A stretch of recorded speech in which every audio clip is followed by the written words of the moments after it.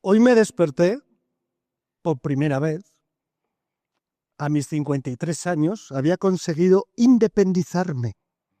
¡Qué suerte tenía! 53 años y ya estaba independiente. Más vale que ahora la esperanza de vida es un poquito mayor, ¿verdad?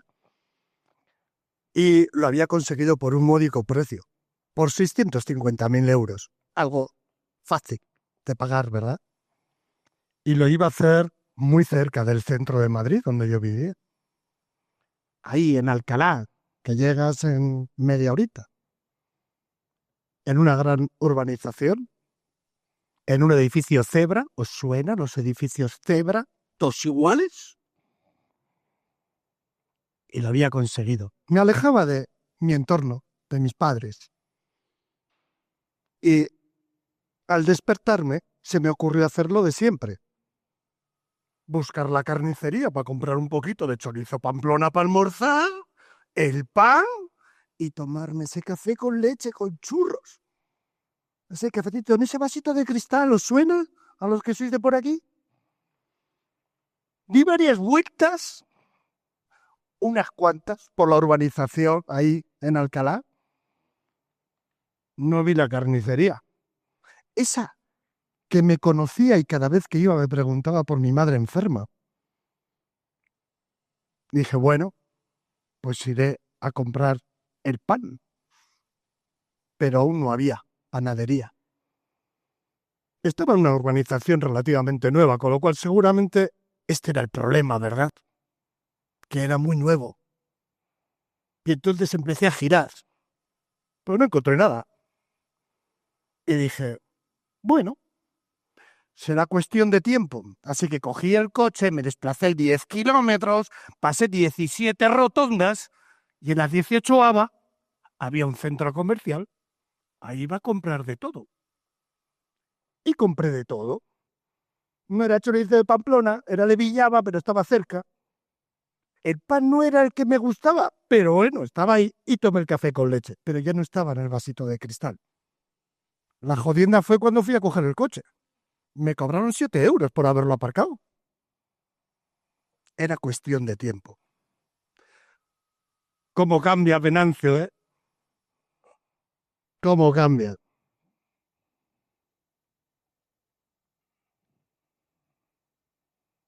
Y tras el centro comercial, era una cuestión de tiempo, ¿verdad? Así que seguí esperando y seguí esperando. ¿Cómo cambian los tiempos, Venancio? ¿Os suena? Esto no es de hoy, ¿eh? Esto es un tema cubano, ¿eh? ¿Qué te parece, Venancio, cómo cambian los tiempos? Pero pasó algo. Murieron mis padres. Entonces, aquello que yo pensaba que iba a conseguirlo en mi urbanización, seguía sin una zapatería que me arreglasen los zapatos. Tampoco encontraba ese café del vasito que me gustaba. Y al morirse mis padres decidí dejar la urbanización e irme a la casa de mis padres.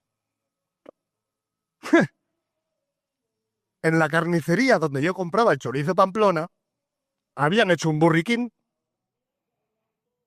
Me cago en la jodienda. La verdulería donde yo iba a comprar mis borrajas y mi cardo, ahora vendían aceite de cannabis. La calle principal, no lo perdáis. Eso era el Primar, el otro y el de la moto. Aquello parecía una extensión de Barajas. ¿Y dónde estaba yo? En la cafetería. Pero ya no era la cafetería del barrio. Era unas startups de estas raras, que hay 400 en todas las ciudades iguales. Y mi pequeño barrio era igual que el del resto. ¿Qué te parece, Venancio? ¿Qué te parece? ¿Cómo cambian los tiempos? Así pues, ¿somos conscientes, queridos amigos, de cuáles son las ciudades que estamos construyendo? ¿Somos conscientes de cómo nos vamos a relacionar en lo humano. Y yo no digo que esté bien ni mal. Os pregunto, ¿es lo que queremos? Y abro el debate, queridos amigos. Esto no es un show. Me quito la gorra, porque es que el show me está dando. ¿Vale? ¿Es lo que queremos? ¿Somos conscientes de ello? Abro el debate. Queridos amigos, os han presentado. Podéis tomar la palabra. Por alusión. Bueno, pues si estamos aquí para hablar desde el punto de vista humano y de ver cómo que están cambiando las ciudades, ¿no? Y poder luego adaptarnos a estos cambios de vida, de forma de trabajar, de forma de pensar, yo creo que lo que queremos es que tengamos unas ciudades y unos espacios que vayan acorde con nuestra forma de pensar, con nuestra forma de vivir, que hagamos espacios y ciudades que nos cuiden en vez de nosotros cuidar las ciudades. No es cuestión de construir por construir, es cuestión de construir con calidad, es cuestión de pensar que esa vivienda o ese espacio va a ser donde yo voy a compartir parte de mi vida. Creemos espacios donde podamos crear comunidad, creamos espacios donde podamos intergeneracionarnos. Eso es el todo espíritu, ¿no? de ciudad, ¿no? Ciudad, pueblo, ¿no? Espacios para compartir, para vivir en comunidad. Si en eso nos hemos deshumanizado, pues yo creo que ahora es el momento de reflexión, es el momento de pensar, es el momento de decir, oye, ¿dónde vamos? ¿Cómo está cambiando la forma de construir? ¿Cómo están cambiando la forma de ir al supermercado? ¿Quién va al supermercado ahora y hace la compra al mes? Muy pocos. ¿Quién está acostumbrado ahora a comprarse en el Starbucks un café, irselo tomando mientras se va a trabajar y luego comprarse una ensalada prefabricada de esas, ya sabes? O un paquete de macarrones que va corriendo y lo meten en el microondas. Oye, eso sí, ha aumentado los cursos de cocina, ¿vale? Porque luego nos gusta cocinar, pero lo que es la vida cotidiana hemos ido cambiando. Pues igual yo lo veo en la vivienda y en las ciudades. Tenemos que tener ciudades que se vayan adaptando a estas nuevas formas de pensar y de vivir. Por eso los espacios compartidos, ¿no? Co-living y co-housing y co-senior. Y si pregunto que sabéis lo que es un co-living, pues muy pocos me vais a levantar la mano. ¿Cuántos sabéis lo que es un co-living? No es pregunta examen, ¿eh? No es pregunta examen. Vale. Y la diferencia entre un co-living y un co-housing, yo creo que la mayoría son los socios de cowork. Mira, ¿ves? Ahí ya. Vale. Bueno, esto no surge así por así. Y quiero ser breve, para dar paso a los demás. Esto surge porque hay unos cambios de vida, de pensar, de trabajar, movilidad. Antes hablábamos, los nómadas digitales, los estudiantes. Tenemos ahora miles de carreras. Yo soy estudio una carrera si las puedes estudiar, porque no todos podíamos, y en algo que rápidamente puedas conseguir trabajo, para luego tener trabajo y comprarte una casa. ¿Qué está pasando? Ahora no le puedes decir al joven que compre una casa, porque no tiene esa capacidad de ahorro, esa visión de comprarte una casa. Antes tener una casa era símbolo de prestigio, ¿no? En mi casa. Va a ser mi herencia. Entonces, ¿qué nos está pasando? Que ahora vivimos con otra mentalidad, nos hemos divorciado, la casa no es para toda la vida, igual que el matrimonio. Los hijos se independizan antes o se van a estudiar fuera, la casa se queda grande. Hay mucha soledad.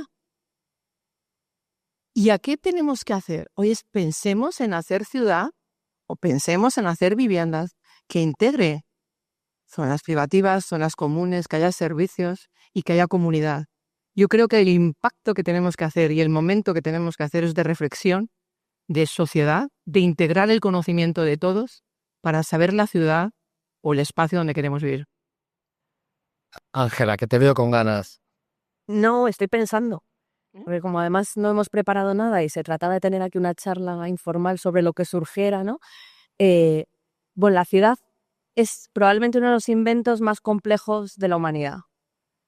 Probablemente, ¿no?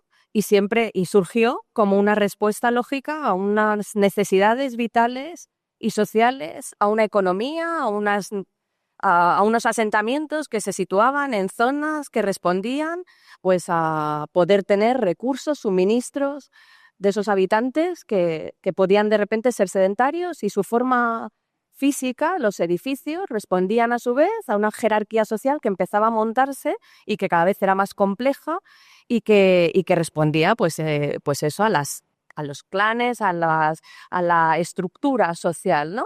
Y la arquitectura siempre ha sido una forma de comunicación que ha respondido además a esa estructura social a la que servía. Esto ha ido evolucionando, lo ha dicho, ha salido la palabra complejidad antes muchas veces en la mesa anterior. Se ha complejizado porque los sistemas sociales se han complejizado, porque somos una especie compleja, que nos complicamos la vida porque intentamos ordenar todo lo que nos rige, intentamos hacer leyes, la economía ha ordenado muchas veces las ciudades, porque las ciudades al final han sido un reflejo de esas jerarquías, de esas élites, y tenían que estar ordenadas para que las personas que habitan esas ciudades supiéramos el orden de las cosas. Los edificios importantes, todos los identificábamos con una serie de formas. Entonces, tenemos la ciudad que queremos, ¿qué ciudad queremos? Pero alguien le ha preguntado a las personas la ciudad que queremos. La ciudad se ha ido creando siempre desde esas élites, entre las que estaban también la arquitectura al servicio de sus clientes, donde nosotros hacíamos una ciudad para que las personas de manera organizada interactuaran en ese sistema preestablecido. Y ahora lo queremos cambiar, porque ahora queremos ser sostenibles, equitativos, porque mola. Pero hemos impuesto antes el sistema de la ciudad occidental a todo Asia y a un montón de ciudades africanas donde se han sentido totalmente alienados porque hemos hecho ciudades según nuestra supremacía ética, cultural, social, cultural. Hemos construido ciudades para la gente, entendiendo que eran las ciudades que ellos necesitaban, sin preguntar. Y claro, han sido un fracaso. Y luego hemos construido ciudades occidentales basadas también luego en el modelo americano, en las películas, en lo aspiracional que nos vendían que queríamos y todos lo hemos comprado porque todos queríamos ese modelo. Pero ahora hemos entrado en crisis y ahora queremos otro modelo. Bueno, ¿pero alguien le ha preguntado a las personas lo que queremos? ¿Alguien realmente ha construido ciudades basándose en procesos realmente participativos donde las personas sean las que realmente sean conscientes de las decisiones que se toman, de las implicaciones de esas decisiones en su vida? ¿O esto va de tendencias? Esto va de tendencias, ¿no? Ahora estamos en un proceso de superurbanización, todo el mundo parece que además no se puede luchar contra ello y el 80% de la población vivirá en las ciudades. Muy bien. Pero esa población, hay estadísticas y hay estudiosos que dicen que hasta el 2080 va a seguir creciendo, pero que luego va a decrecer de manera brutal por una serie de factores a nivel global. Bueno, pues veremos a ver luego cómo se reequilibra el territorio, ¿no? Pero a lo que voy, a tu pregunta, que era ¿qué ciudad queremos, ¿no? O qué ciudad construimos, o qué ciudad quiere la gente. Si somos conscientes de lo que estamos haciendo y si es realmente lo que queremos. Pues es que yo no sé si es lo que queremos nosotros. Lo que habría que saber es si es lo que quiere la gente que va a vivir esos espacios, que es lo que yo creo que nos estamos perdiendo en algún sitio. Estamos dando por sentado lo que la gente quiere. Me parece a mí, ¿eh? Y esto aquí hablo como yo y no como colegio de arquitectos. Te veo con ganas. Sí, bien, no, yo creo que la ciudad que se está o que se ha venido construyendo sigue o ha seguido un modelo económico y de consumo muy concreto y además muy centrada en el uso del automóvil, ¿no? Yo creo que, y señalaba antes Araceli, están surgiendo nuevas formas de vida y nuevas formas de agruparnos y están surgiendo nuevos edificios que dan respuesta a ello. Yo creo que una escala previa a pensar en eso es pensar el propio espacio urbano, ¿no? Y que al final, lo que son los sitios de la ciudad, estamos muy rodeados de una ciudad dura de asfalto y que no promueve esa comunidad o ese encuentro entre las personas, el buscar esos espacios estanciales que al final fomenten la comunidad. Y yo, vamos, soy bastante defensor de intentar renaturalizar las ciudades, volver un poco a un modelo en el cual no sea una ciudad tan dominada por el asfalto, sino que de alguna manera podamos traer un poco de vuelta a la naturaleza a la ciudad. Y no es un ejercicio a lo mejor un poco naif o romántico de plantar 2 árboles, sino tener una serie de estrategias claras en las cuales bueno, pues se puedan implantar, mejorar las zonas verdes, mejorar los sistemas de gestión del agua pluvial, o sea, al final, en definitiva, es tener espacios que sean agradables para la gente, que generen la comunidad y que a partir de ahí se pueda generar todo el resto de la actividad de consumo y económica. Es decir, que a mí no veo necesariamente malo que el tipo de café que se toma ahora sea en el mismo tipo de negocio que era hace 20 años. No, eso la gente tendrá que decidirlo, pero creo que si creamos la ciudad pensando en fomentar esos espacios de comunidad, pues será la propia gente, y un poco lo que decía Ángela, quien vaya decidiendo qué tipo de negocios o qué tipo de consumo se puede ir elaborando. Ahora os hago un comentario al respecto, pero por darle el turno. A ver, es que yo estoy en otra liga, quiero decir, en otra liga, sí, en otro marco. Si somos conscientes de lo que la ciudad que tenemos, ¿cuál es la pregunta? Si somos conscientes de las ciudades que estamos haciendo Vale. y si es realmente lo que queremos. Ángela lo ha dejado claro que No somos conscientes, pero porque no sabemos cómo nuestro cerebro o nuestra mente se mueve a través de las ciudades. Y sí sabemos que tenemos unas leyes universales que se dan en todas las ciudades, en tanto en cuanto seamos personas humanas. Entonces, saber esas leyes nos ayuda a hacer mejores ciudades. Luego las comentamos si queréis, no es ningún secreto. Pero si tenemos lo que nos gusta, no lo sé. Yo creo lo que sí sabemos es a qué respondemos en la ciudad. Por ejemplo, aquí en la plaza de Tirso de Molina hay unas calles que tienen mucho más flujo de gente, de movimiento, que otras que, estando súper cerquita, no la tienen. Y son personas que están eligiendo todo el rato cómo se van a mover por la ciudad. Entonces, según cómo sea la parte no construida, estoy hablando de todo esto desde la teoría de redes, no sé si la conocéis, pero bueno, esta parte no construida, que es el espacio público, hace que nosotros los humanos nos movamos por ahí. Entonces, hay calles que absorben o atraen o son parte del camino de muchas personas. Y esos caminos hacen que haya más flujo de gente y eso hace que esos comercios que se vayan a poner ahí, si tienen la opción de ponerse, sean más rentables. También los pisos y todas estas cosas. Pero si los edificios que se están construyendo, todos los bajos también son viviendas, ¿dónde está el comercio? O sea, si hacemos, o sea, la reflexión viene por aquí. Cuando los planes urbanísticos, claro, se hacen a una vista tan larga, que esa es otra, ¿vale? Que ha podido cambiar la sociedad.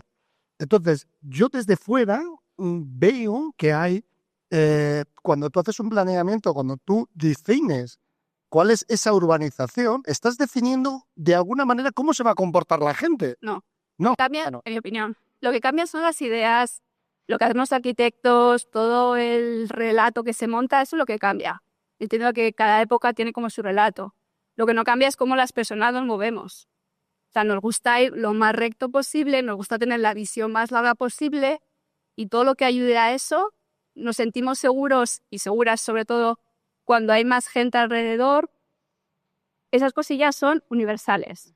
Entonces, cuando Le Corbusier y Movimiento Natural o el Movimiento Moderno, lo que hizo fue romper esas calles que nos ayudaban a movernos con más fluidez, a poner torres en jardines, en parques naturales, y eso nos desorienta mucho. O sea, percibimos mucho una sensación de no laberinto, pero sin referencias o potenciamos que la gente no se encuentre cuando no hay una calle bien estructurada. Entonces eso empezamos a perder ahí un poquito de todo el potencial que podría tener la ciudad. Ángela, ¿querías? No, que esto es muy antiguo, o sea, que Jane Jacobs o Jangel ya hablan de la necesidad de humanizar las ciudades y cuando le preguntan, Jangel decía que es una ciudad gente en la calle significa que es una calle viva, con comercio, con el centro de salud, o sea, gente que vive esa calle pues porque se siente segura, porque puede realizarse, porque puede caminar. Luego el analizar técnicamente qué factores son los que hacen que una calle sea más transitable o incite a esa seguridad o tal, es otro tema más técnico, ¿no? Pero realmente esa vitalidad de las calles, que luego yo discrepo en que sean luego criterios absolutamente universales o extrapolables a cualquier entorno, porque creo firmemente en la identidad y en la cultura de cada lugar. Entonces creo que sí que hay cuestiones que se pueden trabajar, pero que creo que luego de alguna manera hay que adaptar por recuperar lo humano de cada lugar, el lugar, ¿no? Y no los no lugares de Auger, ¿no? Pero creo que es importante el que reconozcamos.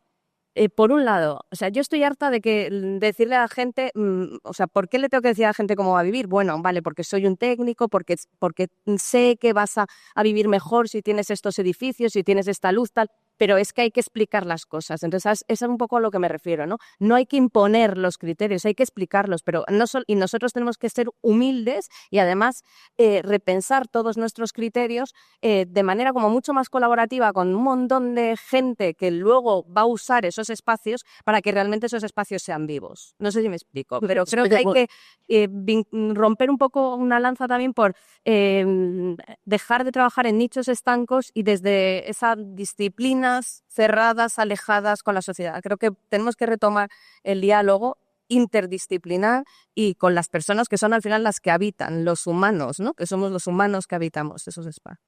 Yo un poco por lo que está diciendo Ángela, el repensar y el trabajar de forma interprofesional es lo que tenemos que poner en valor. Y escuchar, ¿no? Yo creo que más que nos comprendan, comprender. Sí, ¿vale? escuchar. Tenemos que comprender que estamos pensando en una ciudad, pero permitirme, muchos de nosotros ya superamos los 50, ¿no? Antes lo decía Inés, ¿no? O sea, tenemos que pensar en la ciudad.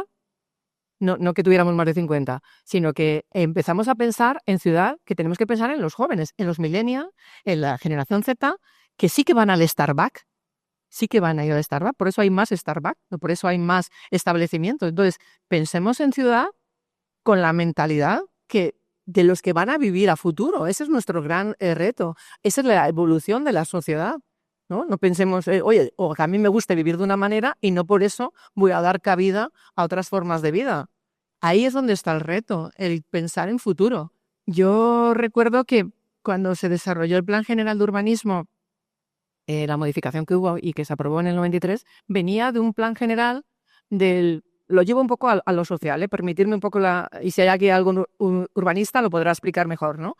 Que en el año 97, cuando se redactó, había un boom de población y de familia. El cambio de familia nos hacía a tener desarrollos de viviendas de más de 3 dormitorios. Las viviendas unifamiliares adosadas aparecieron en hilera, ¿no? ¿Sabes? Bien, eso es porque la sociedad, los instrumentos, el sector inmobiliario, los arquitectos, la administración, vieron factibles esos proyectos, ¿sabes? Porque había que atender a esa demanda de la sociedad. Ahora el reto es que en menos tiempo estamos pidiendo otras nuevas formas de vida. Y hay que tener esos mecanismos que teníamos, agilizarlos. Yo vengo del mundo del derecho. En el derecho todo es posible, ¿vale? Los arquitectos podéis hacer casas, puentes, pero como luego no esté regulado. ¿Pero qué pasa? Que tenemos unas normas y un sistema que va a otro ritmo. Para mí el cambio es el cambio de la revolución de la forma de pensar, el de ser valientes, y la responsabilidad que tenemos cada uno en nuestro campo. Ser responsables y comprometidos. Yo creo que ahí es donde tenemos que buscar, ¿no? Pensar no ya en lo que queremos nosotros, sino en lo que quiere nuestra sociedad. Ya, pero la realidad es que los que estamos aquí, con el problema de la vivienda, vamos a ir donde hay viviendas.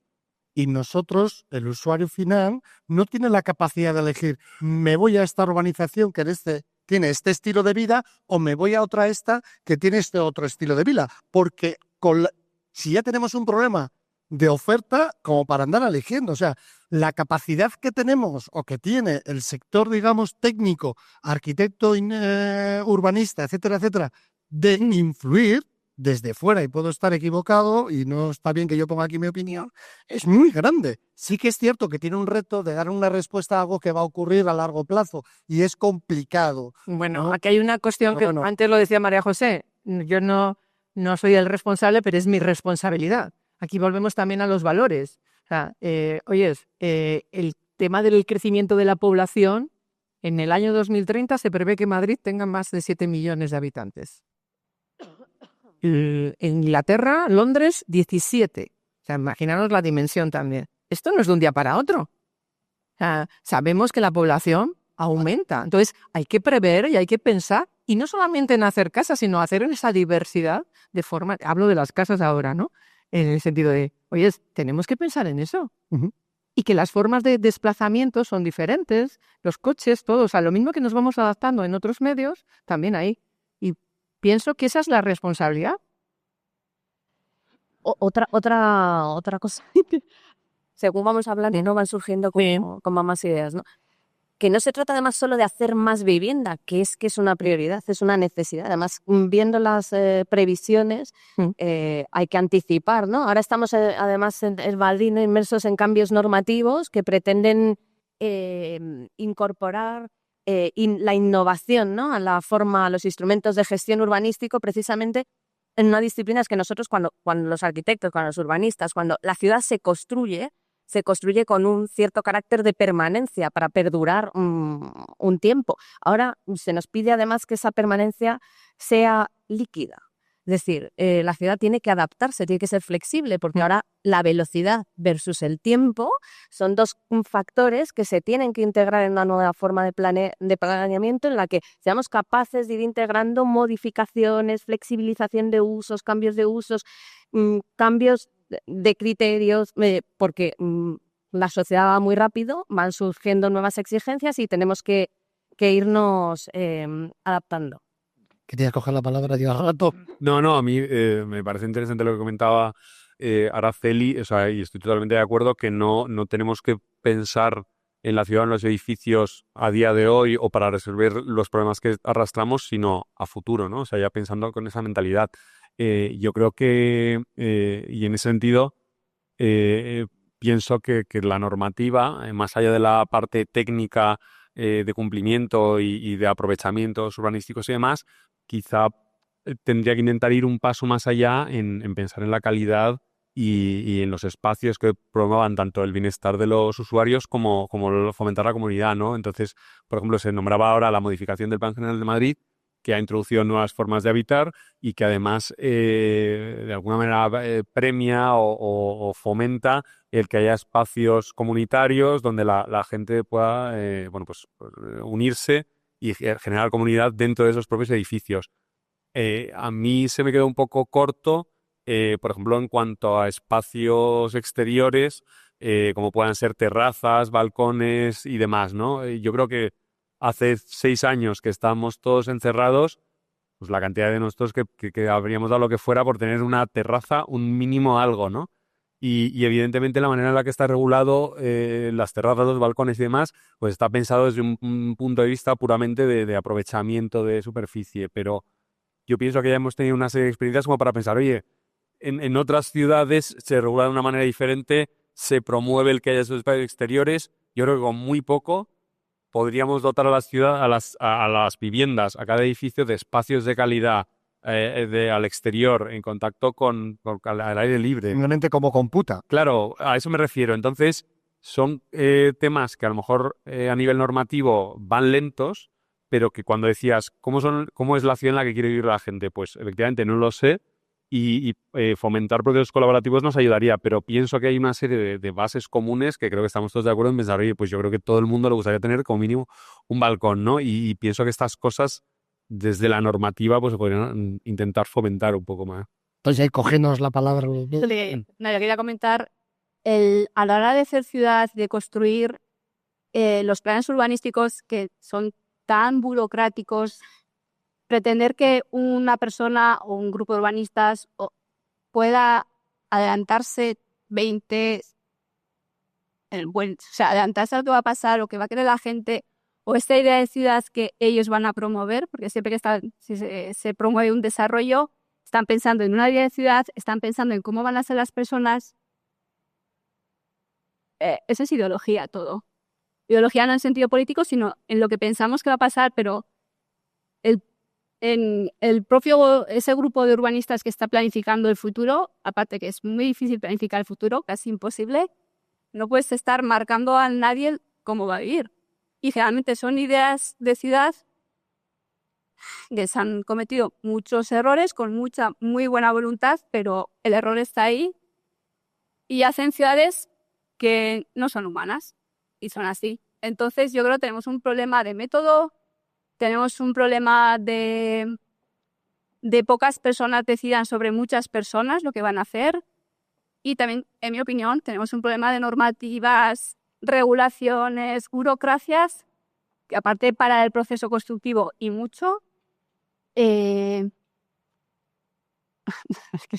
a ver, va a sonar muy prepotente, pero es que no son científicas. O sea, no están viendo realmente a qué responden las personas. Es todo ideología. Me da igual de un lado o del otro, es que es verdad que da igual. Entonces tenemos un problema antes lo comentaban, de valores, pero bueno, en mi caso, un problema de ciencia. Ángela, te mueres de ganas. Sí. No, a ver, es que antes se ha hablado de vivienda, ahora en teoría hablamos de la escala urbana, ¿no? De ciudad. No hay que olvidar que al final en la ciudad casi el 80% del tejido son viviendas. O sea que realmente desligar el discurso de la vivienda del discurso urbano o del discurso de la ciudad también es perverso, porque en realidad creo... No te lo digo a ti. No, lo digo. No. Lo que digo es que realmente creo que hay que ligarlo. Creo que en esa idea original, ¿no? que os planteaba de necesidad de hacer un planteamiento quizás más integral e involucrando a todos los agentes, está ahí ese tema, ¿no? Es decir, hay que hacer más vivienda, pero no hay que hacer vivienda como se planteó en Seseña, ¿no? Hago vivienda sin servicios, sin calles, sin agua, sin luz, ¿no? Parece el chiste ese de los chinos, ¿no? Que contaban... Ya soy muy mayor, debe ser. Pero bueno, se trata de hacer vivienda de calidad. La vivienda de calidad es una vivienda integrada en un espacio urbano, en un espacio público de calidad. Es una vivienda desde la que tú puedes realizar tu proyecto vital y desde la que tienes acceso a tu trabajo, a tus servicios y a las dotaciones mínimas para hacer ese proyecto vital. Y aquí entra también otra cuestión importante, y es que estamos hablando de tejido urbano, de qué ciudad queremos. Bueno, es que la ciudad que queremos me da un poco igual en el sentido de que es que la ciudad que queremos es la que tenemos. O sea, se va a hacer mucha ciudad nueva, pero la ciudad que habitamos va a seguir estando aquí. Entonces, aquí entra también el discurso de la regeneración urbana. Y ahí es donde volvemos otra vez. Bueno, hay que regenerar barrios que están ya consolidados donde viven personas, donde viven humanos, para impulsar esa regeneración que es tan necesaria, porque estamos obligados porque tenemos que descarbonizar, pero estamos obligados porque la sociedad necesita cambios en la forma de habitar, lo que decía Araceli, ¿no? España va a superar a Japón en longevidad en el 2050, vamos a ser el país más longevo del mundo. Yo leía el otro día, me traje aquí a la ciudad metropolitana de Tokio y a Viena a un foro a debatir sobre vivienda, y en Tokio, por ejemplo, tienen más hogares que familias, o sea, es decir, están en superávit desde 1973. Hubo un momento en el que decidieron, vamos a redensificar. Redensificaron, eso no bajó el precio, entonces dijeron, bueno, pues vamos a hacer la siguiente medida. Se puede hacer vivienda en cualquier sitio y está permitido todo menos lo que no está permitido. Es decir, desregularizaron, dijeron, se puede hacer todo tipo de todo lo que se necesite, vivienda, comercio para dar servicios a vivienda. ¿Qué consiguieron? Barrios absolutamente vivos, dinámicos, económicamente rentables, el precio no se inflacionó, todo lo contrario, se redujo, y luego, para promover vivienda social o asequible, la ciudad metropolitana hizo concesiones durante 70 años para que los privados construyeran vivienda asequible y la explotaran ellos a cambio de con una serie de parámetros de calidad de construcción y además a una serie de precios tasados. Pero bueno, pues ahora ¿qué sucede? Pues que tienen superávit de vivienda y que el precio no está inflacionado. Hombre, el precio de la vivienda social en Tokio. Entonces, que a veces nos pasamos de regularizar, aprendamos también, o sea, ahora mismo que hay súper información, esta mesa se llamaba algo de la saturación, ¿no? Bueno, estamos saturados. Si es que tú te metes, yo me meto todas las mañanas en LinkedIn y me estalla la cabeza. Dios, no puedo más. No sé si los posts de la gente que pone 20.000 posts al día se los hace la IA, porque yo, de verdad, que a mí no me da tiempo a poner ni un post diario bien pensado, si lo pienso bien, un post humano. Ahora, si le pongo a la IA, oye, hazme un post todos los días con estos temas, joder, todos los días estoy en las redes. Pero se trata de estar en las redes, de poner unas pautas claras, o se trata de que pensemos realmente que son decisiones que van a ser trascendentes para los habitantes. Pensemos, sentémonos, lleguemos a acuerdos, la industria, los técnicos, los profesionales, juntos, o sea, las soluciones están ahí con la población, que son los que van a sufrir nuestras consecuencias. Es que como nos han dicho que hablemos aquí de lo que queramos. No, a ver, has introducido un dato así sutilmente, me hace muy interesante, que lo voy a traer aquí. El problema de todo esto, que tenemos una burocracia seguramente que tiene sus ritmos, porque la hemos creado así, pero la sociedad tiene otros ritmos y estamos en la era de la velocidad. O sea, todo es ya. Todo es ya. Y los cambios que tenemos, no sé si lo compartís o no, son muy rápidos. Ya existen otros modelos de habitar los edificios. Y hay una corriente de jóvenes importante. Viene de Europa, no es nada nuevo. España ha tardado un poquito y ya se empieza a hablar, como bien decías, de otro tipo de forma de habitar. Y yo no tengo por qué tener un salón grande si vivo solo. ¿No? Sí, ahí voy, lo enlazo. Si es que creo que ahora lo que se ha abierto el abanico es que hay la vivienda, lo que entendemos por vivienda, lo que entendemos por hogar, hay una diversidad. Yo no tengo por qué tener un apartamento con 2 dormitorios y una piscina común que luego al final ni bajo ni voy a jugar al pádel. Hay gente que, oye, muy respetable lo que juguéis al pádel, ¿vale? Pero hay gente que quiere vivir en espacios en los que tengan servicios, en los que tengan zonas privativas y en los que pueda crear comunidad. ¿Qué está ocurriendo? Pues que cada vez la población es más longeva, ¿vale? Y quiere tener también esos espacios y quiere tener esos servicios y en su entorno ahora mismo no los hay. ¿Qué nos pasa? Que urbanísticamente, me sigo metiendo con los urbanistas, ¿no? Cuando se desarrollan los suelos dotacionales, que son los más hábiles hoy por hoy para hacer estos proyectos de senior, co-senior, además, nos encontramos que están a las afueras de la ciudad. Igual nos ha pasado con los estudiantes, se han generado, pues lo que decía antes, no sé si son 1000 carreras, me he venido arriba, ¿no? Pero sí que ha habido un aumento importantísimo de universidades y centros docentes, por lo menos en la Comunidad de Madrid, casi más de 20 ya tenemos. ¿Y dónde se han previsto que esos estudiantes iban a vivir? Antes había 4 colegios mayores, te hablo hace 40 o 60 años, porque Madrid tampoco, ¿sabes?, tenía tantas universidades. Entonces, no hemos pensado en esos universitarios que vienen, no solamente los españoles, sino todo lo que es la población latinoamericana, europea, el Erasmus que nos tiene, bueno, pues enriquece una ciudad, enriquece un país, el traer el talento. Entonces, voy a eso, a decir, oye, en el urbanismo se ha planificado estos cambios que van a cambiar, como los nómadas digitales, el trabajo, ostras, no, las tecnologías, las infraestructuras. Yo creo que esa es la reflexión que tenemos que hacer, el adaptarlo urbanísticamente y pensar en esas ciudades que acojan estas nuevas formas de vida también como el que quiera vivir en su vivienda para toda la vida. La responsabilidad es muy grande, ¿eh? La responsabilidad es muy grande y compleja, como decían en la anterior mesa, porque a todos os habréis fijado, ¿no? Ese típico jardín que nos han puesto delante de casa y nos han puesto el camino por donde tenemos que ir.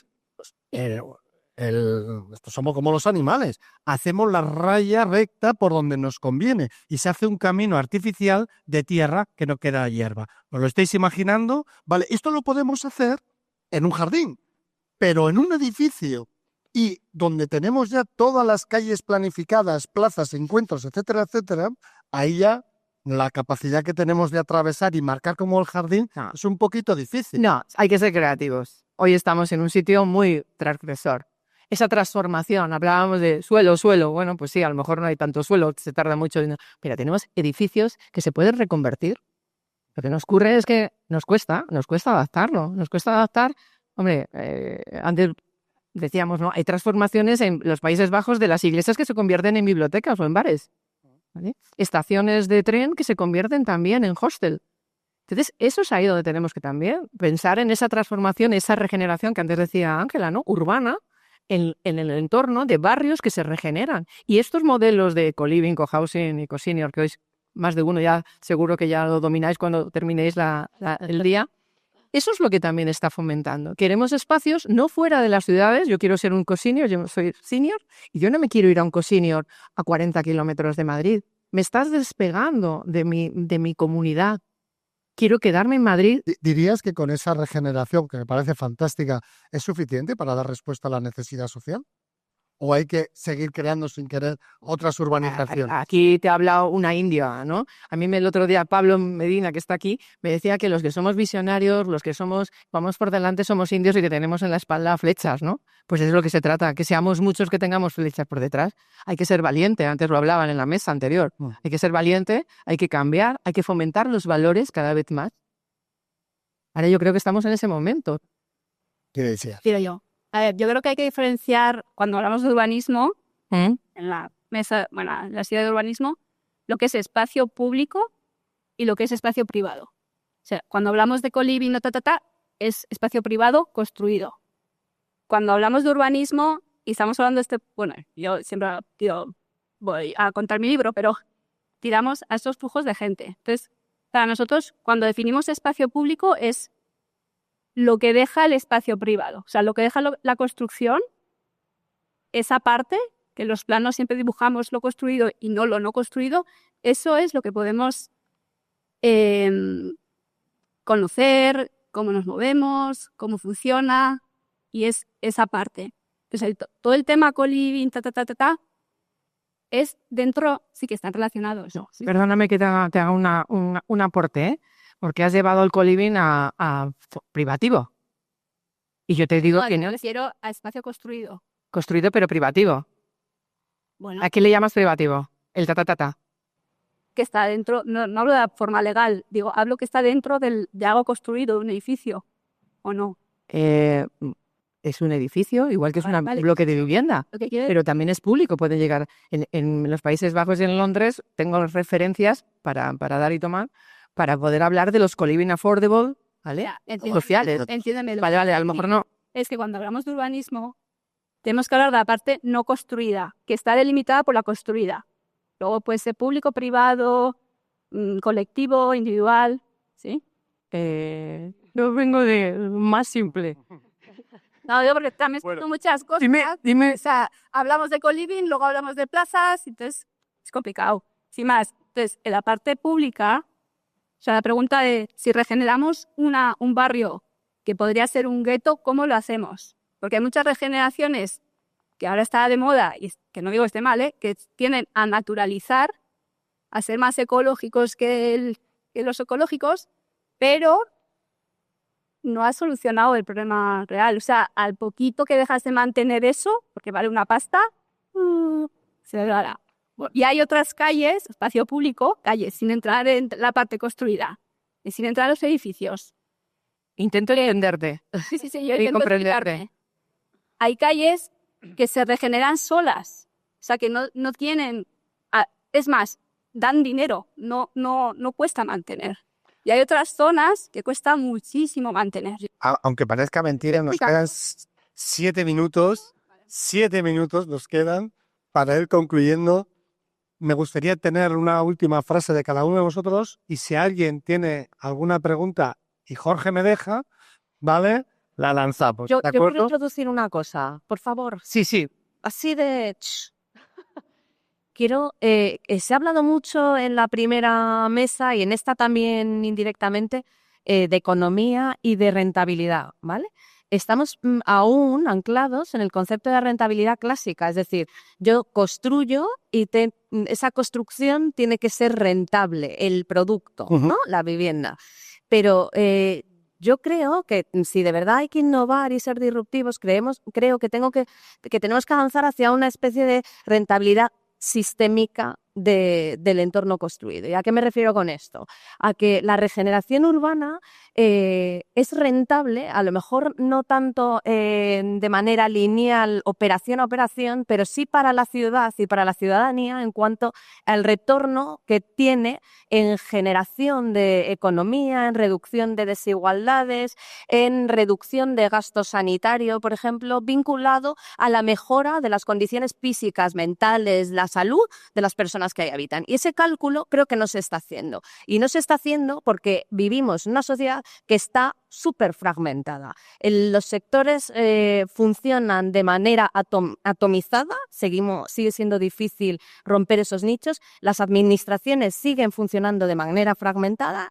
Está aquí María José, que la adoro, pero es vivienda y arquitectura, no habla no tiene relación con salud. Y a lo mejor habría que empezar a pensar que si el 80% de las enfermedades no transmisibles se deben al entorno, quizás no el 100% del presupuesto de salud tendría que ir al sistema sanitario, cuando el sistema sanitario es al que tenemos que recurrir cuando ha fallado el preventivo, que es la ciudad, o el sistema económico que construimos. Te compro lo de Nadie preventivo. importante, pero No, es que dice bien, Ángela, porque y yo hablo de mi libro, ¿eh? Mi libro son los coliving loco house. Es que uno de los factores que hacen los espacios compartidos, y llaman el cosinio, es dar servicios, es como es prever la salud. Eso tiene, luego habría que hacer un parámetro de cuántos costes te puedes ahorrar en la sanidad, en instancias de cama, de hospitalarias, de atención médica, porque lo que hacemos es que queremos que nuestras casas nos cuiden a nosotros. Y uno de los modelos son los coliving, los cohousing, los cosinio, que no solamente compartimos espacios y compartimos gastos, sino que además se fomenta una serie de actividades y servicios que nos ayudan a prever la salud. Los propios espacios comunes están fomentados para interactuar la población. Hay una soledad tremenda. es que estoy totalmente de acuerdo. Yo ahora hablo de mi libro. Tengo un libro por ahí, sí, Ángel. ¿Vale? Que evidentemente ahora mismo la mayoría de las viviendas que se hacen son para que las personas cuiden las viviendas, no al revés, no para que la vivienda te cuide. Las tienes que limpiar, las tienes que calentar, las tienes que enfriar, las tienes que ventilar de todos los aspectos. O sea, hay mucho ahí. Y sí que es cierto que nos afecta en nuestra salud el cómo vivimos a nivel del entorno, cómo se relaciona con el resto de vecinos. Claro, porque si hacemos individualismo, pues en el individualismo hace mucho frío y cuando hace mucho frío te constipas, que es así. Me gustaría dar la palabra al público, que hay una llamada 2, 3, a ver, y cerramos porque... Venga, adelante. Hola, soy Ángel Olleros y bueno, yo me dedico a diseñar edificios y ciudades seguras. No sé si os voy a aportar dos cosas. Una, que hay normativa ISO para resolver todo lo que habéis comentado desde el punto de vista técnico y humano, pero en España no se aplica por las razones que sean. Yo creo que es ignorancia. Llevamos 3 años con esta normativa y bueno, el sector la ignora. Y dos, hicimos un estudio en Boadilla del Monte, segunda localidad de PIB más importante de España, y las personas estaban encantadas de vivir en los nuevos barrios, Cortijo Norte, Valenoso y demás, hasta que les pusimos los 92 indicadores de la normativa, de los cuales 87 se incumplían. De todo tipo de indicadores de calidad de vida. Entonces, estamos muy despistados como sociedad, que es un poco lo que yo creo que subyace. Compramos comida basura, compramos rapidez, inmediatez y compramos viviendas con permiso de todo el mundo, basura también, en entornos basura, Seseña, pero también Boadilla del Monte. Nada más. Gracias. Bueno, si alguien queréis contestarle a la opinión, porque no... Vamos acabando. Había 2 preguntas que quedaban aquí y si podemos cerrar.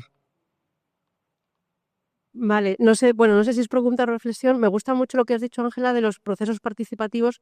Hay millones, además, y en el mundo urbano, en el mundo rural, millones y millones de procesos participativos, pero yo estoy de acuerdo contigo en que no creo que la gente que participa en esos procesos y que emite su opinión es consciente de las consecuencias de lo que opina, con lo cual yo lo veo que eso es como, pues bueno, otro proceso participativo, pero hay que explicar bien a la gente esto, las consecuencias, pero también, y atado un poco con lo de la rentabilidad, porque igual ha quedado así como muy la rentabilidad, ¿no? Pero, y lo llevo al mundo rural, pero es que también sucede en el mundo urbano, aunque el mundo rural son mini mundos urbanos, ahí hay calles y la gente convive. Hay que preguntar también a la gente, ¿tú qué es lo que te puedes permitir económicamente? Porque podemos hacer cosas, yo no soy técnica, ¿no? Pero podemos hacer cosas súper estupendas, pero la gente luego no se las puede permitir. Y si las casas en su conjunto valen, me lo invento, 120.000 euros por poner un número, pero las personas que van a vivir en esas casas solo tienen 90.000, alguien tiene que poner la diferencia. Y esa diferencia atada con lo que dices tú, hay que ver las otras rentabilidades, la rentabilidad social, la medioambiental. Entiendo que lo tiene que suplir la administración con el dinero público de todos. Con lo cual, qué importante es volver a incidir en, oye, esos procesos participativos, que la gente entienda bien cuáles son las consecuencias en todos los sentidos. Y voy a poner un ejemplo también muy concreto. Mi madre siempre dice, hija, no pongas la calefacción tan alta, que antes nos abrigábamos. Y hay veces que hasta me dice, digo, mamá, estoy con el ordenador, tengo frío, ponte guantes. Digo, hombre, yo creo que ya no estamos para ponernos guantes. Pero hay gente que no se puede permitir tener las casas que se diseñan hoy en día en muchos entornos, ¿no? Y yo creo que como técnicos tenéis ese reto de poder conseguir que la gente pueda vivir en casas que se puedan permitir. Bueno, de hecho, Gracias, Débora. una de las críticas que se ha hecho a la modificación del código técnico, ¿no?, es que al subir ciertos estándares en la construcción se va a elevar también inevitablemente el precio de esa vivienda cuando estamos en una crisis habitacional, que lo que habría que intentar es favorecer la construcción de vivienda. Hay una discusión con la persona de la patronal de la construcción. Yo decía, vale, eso encarece, pero el discurso contrario es también muy negativo, porque si encarece, pero porque mejora la calidad de las personas, ¿qué hacemos? ¿Viviendas para gente de primera y gente de segunda? No. Entonces, ¿compramos que encarece? Vale. ¿Compramos que encarece porque da más calidad en todos los sentidos? Vale. Pero entonces alguien de las administraciones, si eso lo encarece, tendrá que ser capaz de poner otras medidas fiscales, de otro tipo, que abarate. Es decir, si todos sabemos que hay un problema, pues todos tendremos que contribuir a la solución. Y si queremos tener las mejores casas posibles, con la mejor calidad, con los mejores materiales, y eso encarece y tenemos que abaratar, pues habrá que abaratar por otro lado, por el suelo y por la fiscalidad. Por alusiones a lo Yo, que me yo por dedico, decir un poco un momentito, vamos. algo disruptivo, yo le diría a aquellos que se vayan a comprar una casa, ¿vale? Y que tengan más de 50 años, y ahora lo que dicen los americanos, die to zero, muera a cero. ¿Para qué te vas a gastar la pasta en una casa? A ver, tenemos que ir terminando. ¿Para qué? Entonces, para mí, y dejo eso, habrá gente que quiera tener su vivienda, ¿eh? A un joven, ahora le No dice, puedo "Gástate tal", vive, disfruta, A ver, para, utiliza otros mecanismos de ahorro que ya los hay, vale. ¿vale? Que te den luego seguridad en la vejez. Tenemos una última pregunta, cerramos, estamos fuera de las... Podemos seguir discutiendo fuera, ¿vale? Hablando. Vale. Me voy a resistir a contestarle a Ángela, pero habría que preguntarse qué es lo que realmente encarece la vivienda. ¿Qué tanto por ciento de terreno, etcétera, etcétera? Vale, de acuerdo. Vas a ser el que pregunte la última vez en esta mesa, así que aprovéchalo. Breve, no. Muy breve. Muchas cosas. Primero, Una. no, son muchas. Muchas no, una y rápido. Muchas lanzando. Parece que podemos elegir la vivienda que podemos comprar.